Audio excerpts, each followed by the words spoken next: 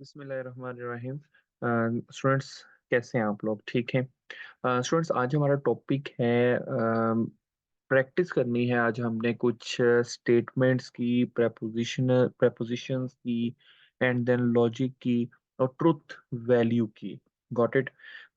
आज हम कुछ डिफरेंट एग्जांपल्स लेंगे और उन इन चारों टॉपिक्स को वन बाय वन डिस्कस करेंगे। क्या जो हमारे पास एग्जांपल है वो स्टेटमेंट है या नहीं है, और अगर है तो क्यों है, अगर नहीं है तो क्यों नहीं है, प्रेपोजिशनल है, लॉजिक ट्रू है या फॉल्स है, अगर फॉल्स है तो वो क्यों फॉल्स है, अगर ट्रू है तो वो क्यों ट्रू है।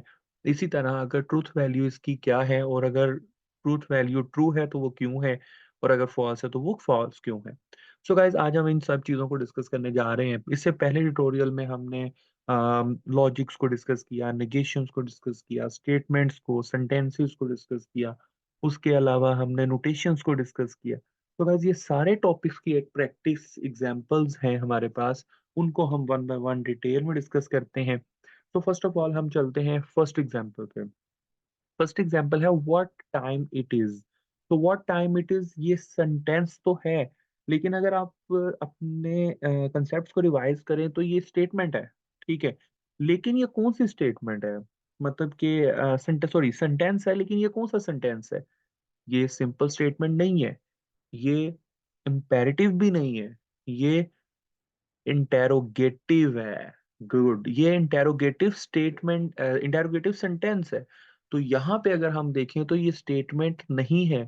क्यों नहीं है? क्योंकि ये इंटेरोगेटिव सेंटेंस है, ये सिंपल स्टेटमेंट नहीं है। इंटेरोगेटिव सेंटेंस की क्या पहचान होती है?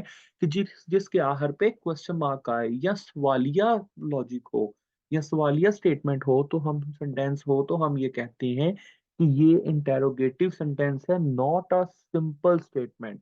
इसी तरह ये कोई लॉजिक भी नहीं है, कोई preposition भी नहीं है। ठीक है, तो हम कह सकते हैं फिर कि भाई ये स्टेटमेंट भी नहीं है और preposition भी नहीं है, और ट्रूथ वैल्यू भी इसकी नहीं है। तो गाइस, हम सेकंड पे मूव करते हैं। तो सेकंड एग्जांपल है, Bill Gates is an American.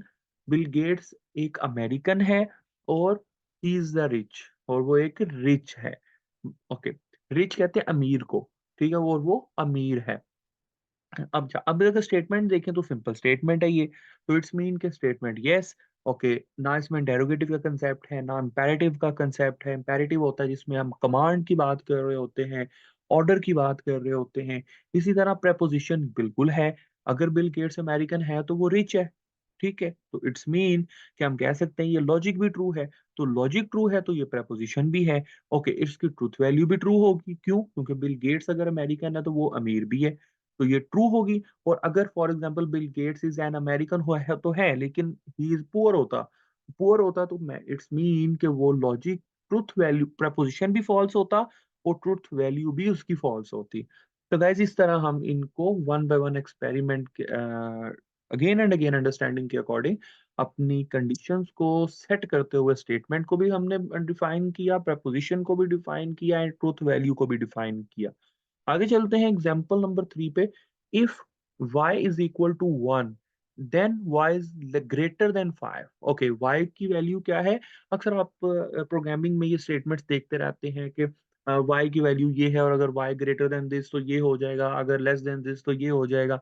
तो अगेन ये वही बातें हैं कि आपका लॉजिक, स्टेटमेंट और ट्रूथ वैल्यू।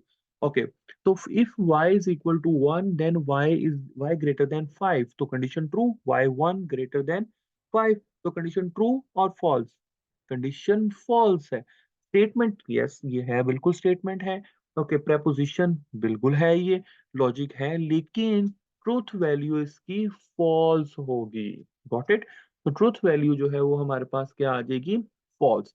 इस तरह हम आगे चलते हैं तो पॉइंट नंबर 4 या एग्जांपल नंबर 4 है, जिसमें 620 लेस देन 110।